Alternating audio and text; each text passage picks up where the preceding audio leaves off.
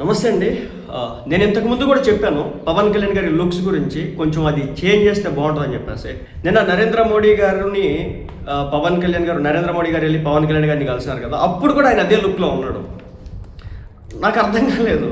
అది ఎవరైనా చూసిన తర్వాత ప్రతి ఒక్కరికి అనిపిస్తూ ఉంటుంది, ఏమైంది పవన్ ఇలా అయిపోయాడు, ఎందుకు పవన్ కళ్యాణ్ గారు ఇలా ఉంటున్నారు అని చెప్పేసి అనుకుంటా ఉన్నారు. సో కొంతమంది ఉన్న సమాచారం ఏంటంటే ఆయన ఆల్రెడీ ఇప్పుడు చేయించుకున్నాడు కదా, సర్జరీ చేయించుకున్నాడు కదా.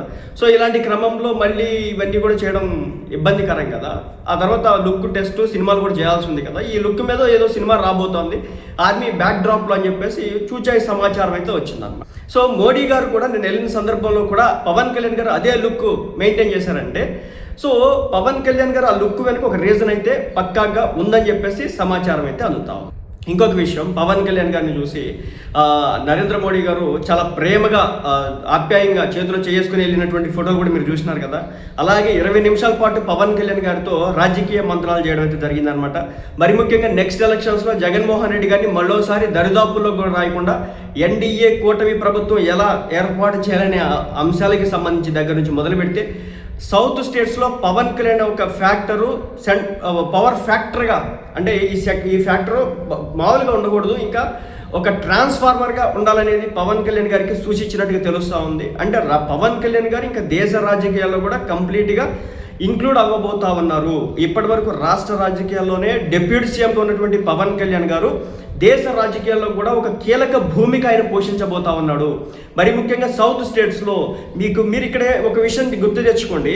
ఇటీవల జనసేన పార్టీ కర్ణాటకలో పార్టీని పెట్టడం అయితే జరిగింది. నేను అప్పుడు అడిగాను, మన ఆంధ్రాలో తెలంగాణలో పార్టీ ఉంది కదా, అక్కడ బాగా డెవలప్ చేయొచ్చు కదంటే, ఎస్ దాని వెనుక రీజన్స్ అయితే ఉన్నాయి, అర్థం చేసుకోవాలి. ఇప్పుడు నరేంద్ర మోడీ గారి కలవడం, కర్ణాటకలో పార్టీలు పెట్టడం, తమిళనాడుతో రాజకీయాలు చేయడం, ఇవన్నీ కూడా పవన్ కళ్యాణ్ గారు చేస్తున్నటువంటి పరిస్థితి. బహుశా చాలా మంది వ్యక్తులకు ఇవన్నీ కూడా మనకు అర్థం కావట్లేదు.